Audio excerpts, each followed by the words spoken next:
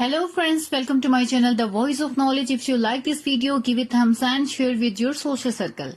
अस्सलाम वालेकुम व्यूअर्स, हम बात कर रहे हैं तवाइफ के हवाले से। आखिर तवाइफ का हमारे माशरे में क्या किरदार है और हमारी तारीख और मौजूदा दौर में एक तवाइफ के लिए क्या नजरिया है। क्या तवाइफ किसी की बहन बेटी नहीं होती? क्या आखिरकार औरत को ऐसे लक़ब से क्यों पुकारा जाता है? तारीख इसके बरक्स है जो कि चंद लोगों को ही मालूम है। इस पर आज हम तफसील से आपके साथ बात करेंगे। वीडियो के आखिर तक हमारे साथ रहिएगा और इससे पहले अगर आपने मेरा चैनल सब्सक्राइब नहीं किया तो मेरे चैनल को सब्सक्राइब कर दें और बेल नोटिफिकेशन ऑन कर दें ताकि आपको चैनल अपडेट मिलती रहे। तो चलिए हम आज के अपने टॉपिक की जानिब बढ़ते हैं। तवाइफ एक ऐसा किरदार है जिसके बारे में हर दौर में नफरत और तासुब पाया गया है।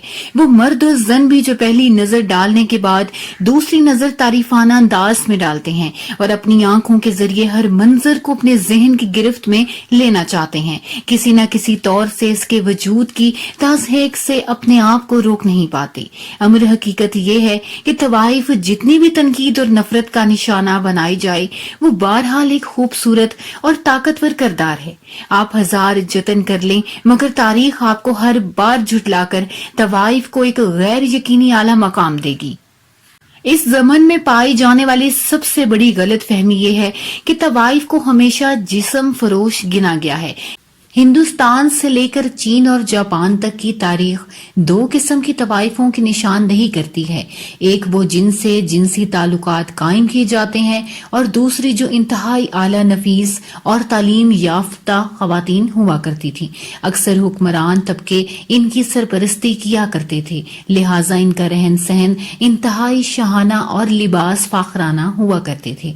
वो फनून लतीफा की माहिर हुआ करती थी, लिहाजा जहनी और ज़ौकी लिहाज से दूसरी तमाम औरतों से फरोतर हुआ करती थी। चूंकि मर्दों से मुबाहसा अदबी गुफ्तगू गर्ज के हर तरह की सुकन फहमी में है बेनजीर होती थी और लिहाजा उमरा और अहले इल्म के महफिलों में कबल एहतराम दिलकश और दिल लुभाने वाली शुमार हुआ करती थी। हिंदुस्तान में काम शास्त्र में दी गई तफसीलात के मुताबिक तवाइफ की समाजी हैसियत एक घरेलू औरत के लिहाज से बरतर थी और इसकी सोहबत उमरा के लिए बाइसे फख्र हुआ करती थी। कदीम हिंदुस्तान में आला किस्म की तवाइफ को गानिका कहा जाता था। इनके चाहने वालों में बादशाहों और रईसों से लेकर शायर और अदीब भी शामिल होते थे। इसी किस्म की सूरत हाल चीन और जापान में भी देखने को मिलती थी।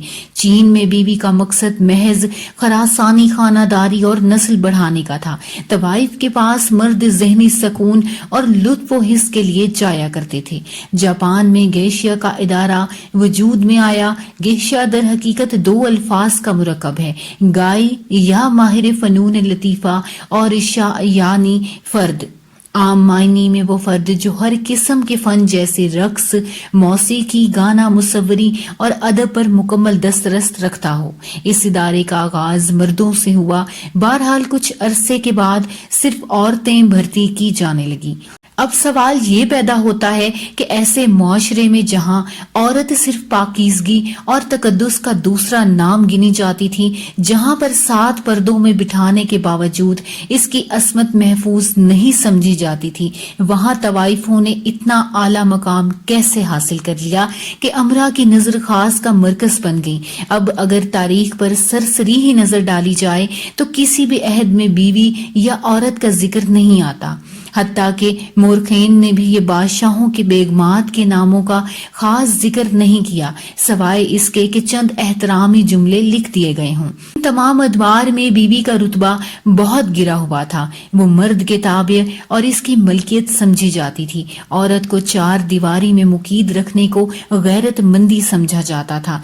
इसे मुख्तलिफ पैरानियों में बार बार इस बात की याद दिलानी की जाती थी कि वो किसी तौर भी मर्द के बराबर नहीं। इल्म और अमल से महरूमी ने इसको जाती शख्सियत को कुचल कर रख दिया था और वो गुमनामी के अंधेरों में खो कर रह गई थी। इन हालात में तवाइफ का किरदार उभर कर सामने आता है।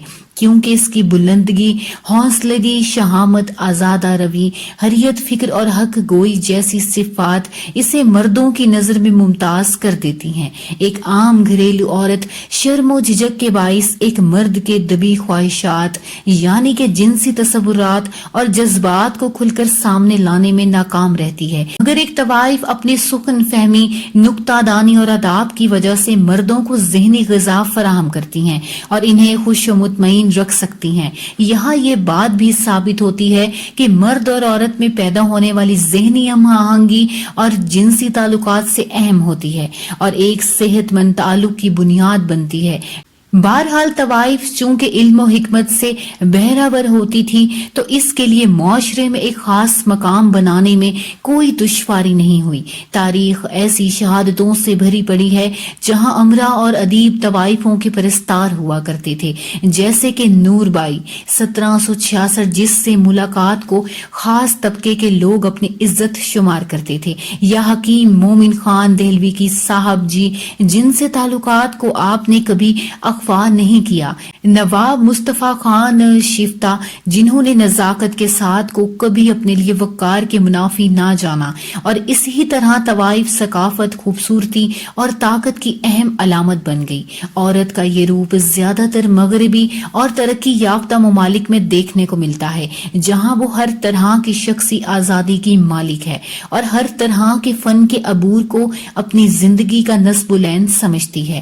ایسی عورت جو خود مختار اور باصلاحیت ہو، ان میں مرد زیادہ جنسی کشش محسوس کرتے ہیں، کیونکہ مرد اب بھی عہد قدیم کی طرح ایک شکاری کی فطرت رکھتا ہے اور جو عورت اسے چیلنج کر سکے اس کی طرف اس کا جھکاؤ زیادہ ہوتا ہے۔ پڑھا لکھا اور باذوق مرد ایسی عورت کے ساتھ تعلقات قائم کرنے میں زیادہ لذت محسوس کرتا ہے اور جو اس کے ہم پلہ ہوں اور اس کی ذہنی اور جنسی تسکین کو بخشیں۔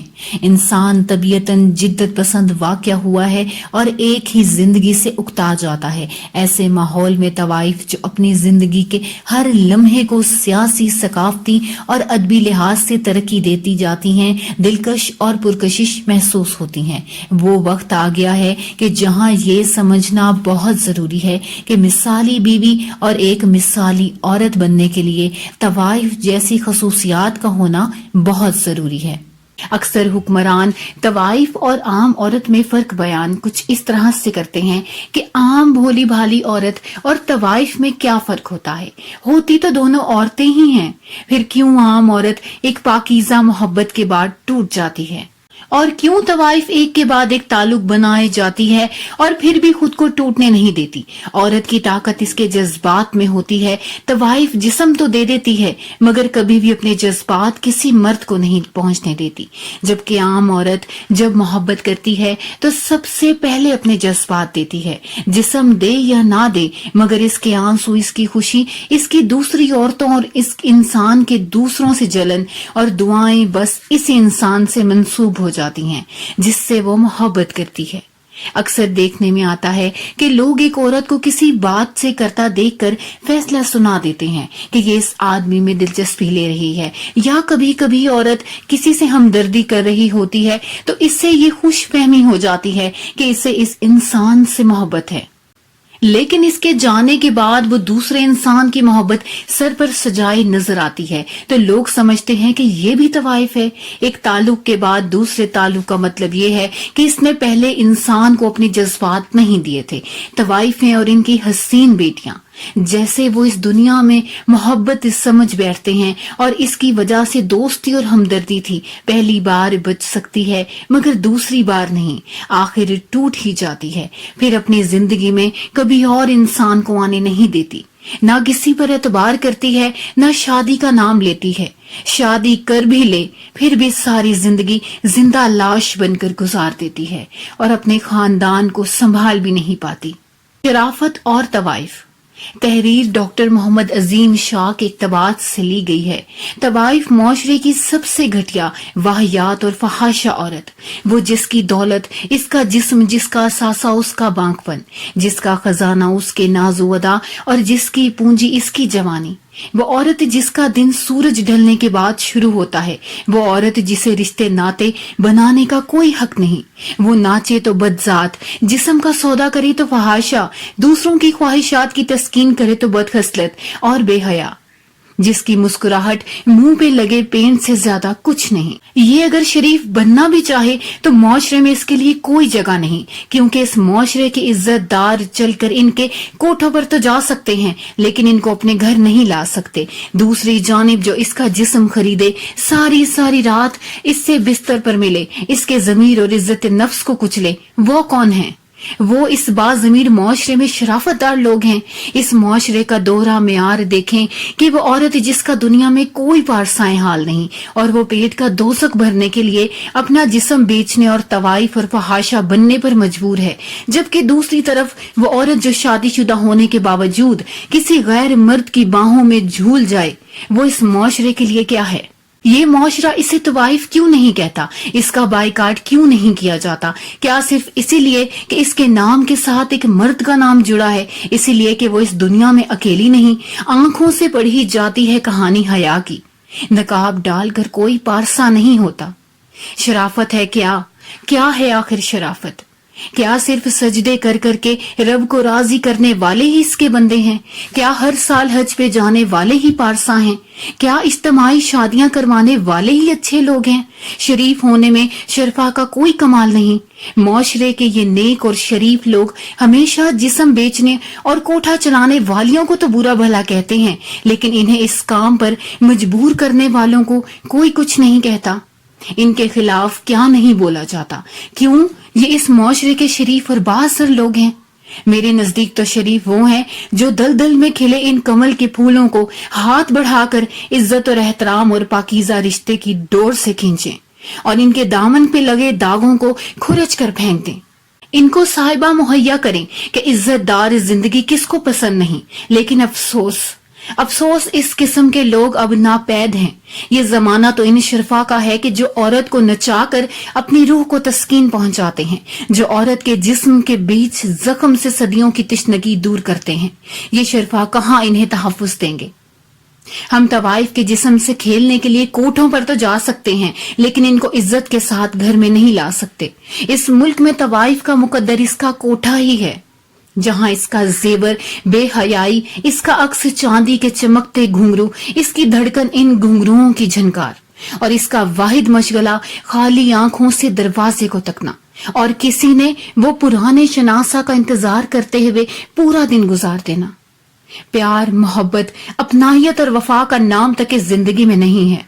सुनो, कोई खरीदार है नजर में, मुफलिसी के दिन है, वफा बेचनी है मुझे। हवा को क्या पता था कि इसकी बेटी यूं मुआशरे की जूती की नोक पे रखी जाएगी, यूं इसे सरेआम गलियों में घुमाया जाएगा, इसकी इज्जत को तार तार किया जाएगा और धरती की कोख में भरा जाएगा। अगर ये इसे पता होता तो शायद वो अपने अल्लाह से दुआ करती कि इसको बेटी ना दे।